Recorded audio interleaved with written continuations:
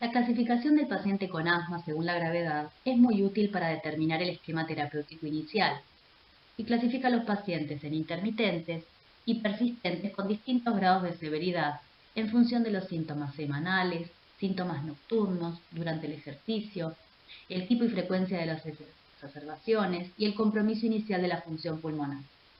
Sin embargo, esta clasificación no tiene en cuenta la evolución que puede tener el paciente luego de la administración del tratamiento controlado.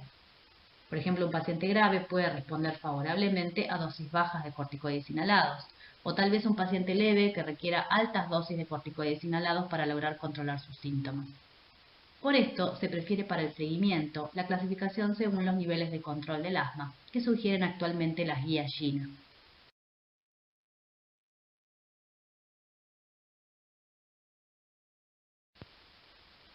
La clasificación según los niveles de control se basa en las características clínicas del paciente en las 4 semanas previas a la evaluación del mismo. Síntomas diurnos más de 2 veces por semana, algún despertar por asma, el uso de rescate con broncodilatadores más de 2 veces por semana y la limitación en la actividad física son las características a evaluar. El paciente con asma controlado no presenta ninguna de ellas.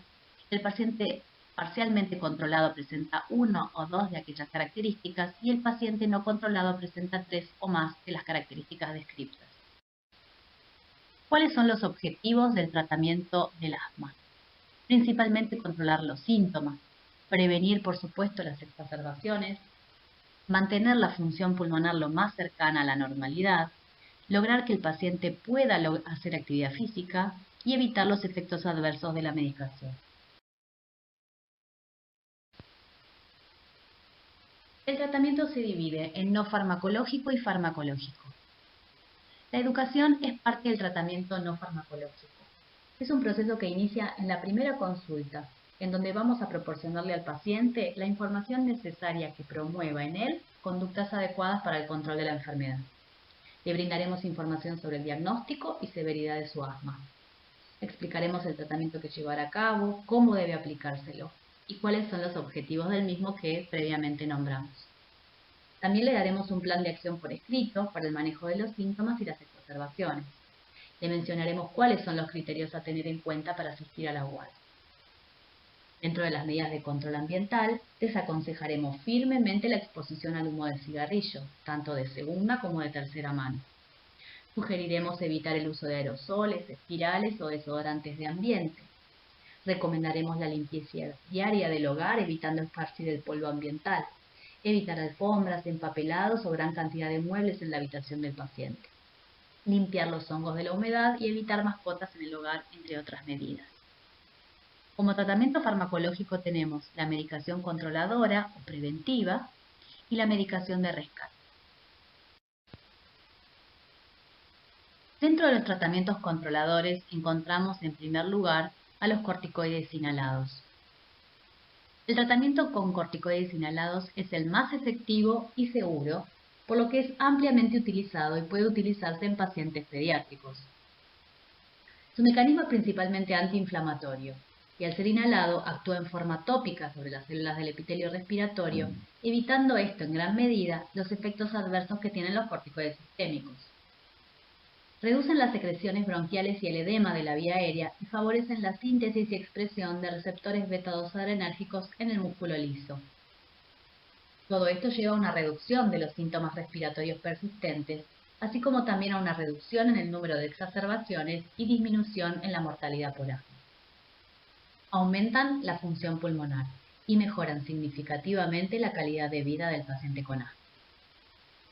Los efectos adversos pueden dividirse en locales como disfonía, candidiasis orofaringia y tos irritativa, los cuales pueden ser evitados con el uso de dispositivos correctos para la edad del paciente, como aerocámaras valvuladas, y el enjuague bucal luego de su aplicación.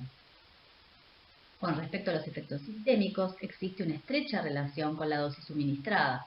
Por lo tanto, las dosis prescriptas deben ajustarse al grado de asma que presente el paciente, tratando en lo posible de indicar la dosis mínima requerida. La velocidad de crecimiento, si bien puede verse afectada con dosis bajas de corticoides inhalados durante el primer año del tratamiento, distintos trabajos han demostrado y luego de este periodo el efecto desaparece, alcanzando a los pacientes una talla adulta normal.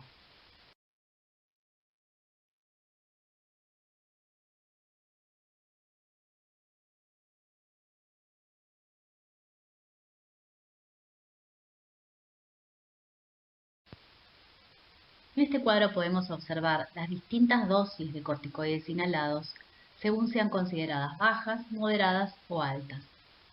Estas dosis no son equivalentes en potencia, sino equiparables en cuanto a los resultados y al riesgo de los efectos adversos. Según la edad del paciente a tratar, se recomiendan diferentes días de administración de los corticoides inhalados.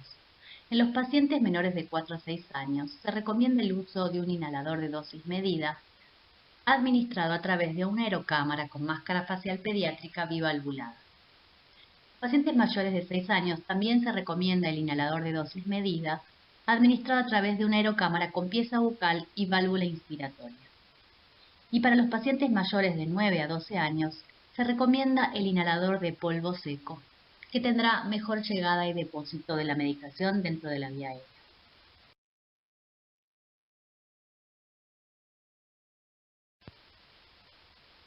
Los antileucotrienos también son utilizados como tratamiento controlador o preventivo.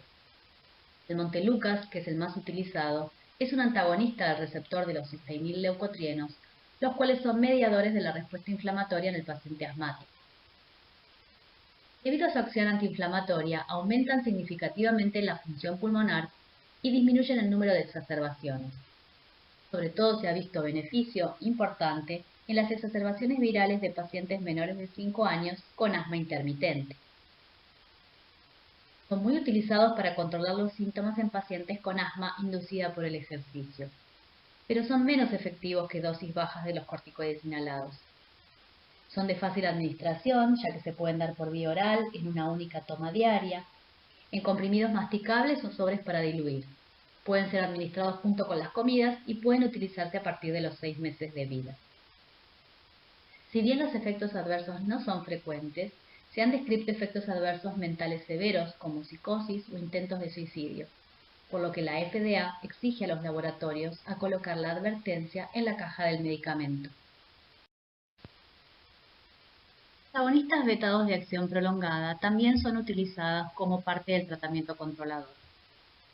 Son principalmente drogas broncodilatadoras, pero también mejoran el clearance mucociliar, disminuyen la neurotransmisión colinérgica, disminuyen la permeabilidad capilar e inhiben la liberación de mediadores inflamatorios de mastocitos y basófilos, lo que podría contribuir al tratamiento controlador.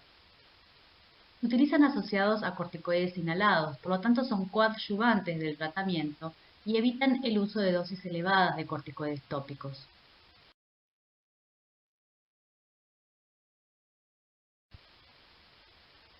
Son útiles en el broncoespasmo inducido por el ejercicio.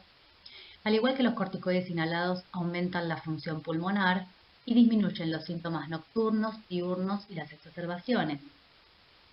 Pueden tener un fenómeno de tolerancia y al igual que los agonistas beta-2 de acción corta, pueden provocar temblor, taquicardia, hipoxemia, excitación psicomotriz y alteraciones metabólicas. Esto mayormente cuando son administrados con dispositivos incorrectos para la edad o en exceso. Están aprobados para su uso por haber sido estudiados en pacientes mayores de 4 años.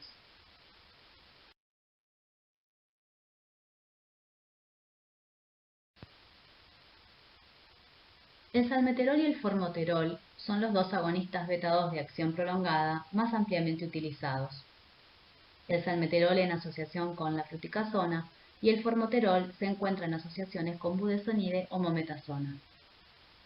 Si bien ambos tienen una duración de acción prolongada, el inicio de acción del formoterol es mucho más rápido, lo que permitiría su uso, además de en el tratamiento controlador, como medicación de rescate según necesidad. El salmeterol tiene mayor cardioselectividad que el formoterol, por presentar mayor afinidad a los receptores beta-2 en relación a los beta-1.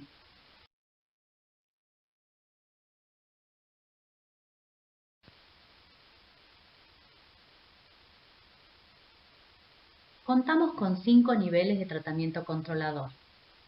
Según la clasificación inicial de gravedad del paciente con asma, podremos ubicar al mismo en uno de los siguientes escalones.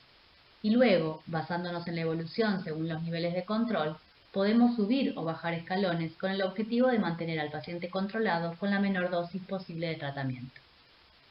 El primer escalón es el tratamiento que se utiliza para los pacientes con asma intermitente, que representan el 40% de los pacientes.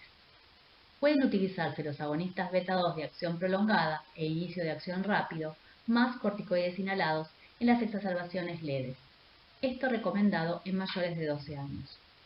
O podrían utilizarse los agonistas beta-2 de acción corta, sumado a dosis bajas de corticoides inhalados en las exacerbaciones.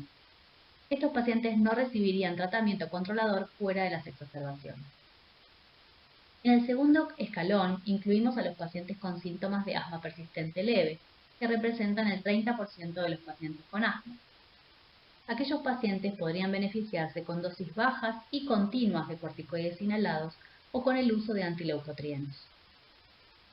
En el escalón 3 incluimos a los pacientes con diagnóstico de asma persistente moderada, que representan el 25%. Las opciones terapéuticas son el uso de dosis bajas de corticoides inhalados más agonistas beta-2 de acción prolongada, el uso de corticoides inhalados a dosis medias o el uso de corticoides inhalados a dosis bajas más antileucotrienos.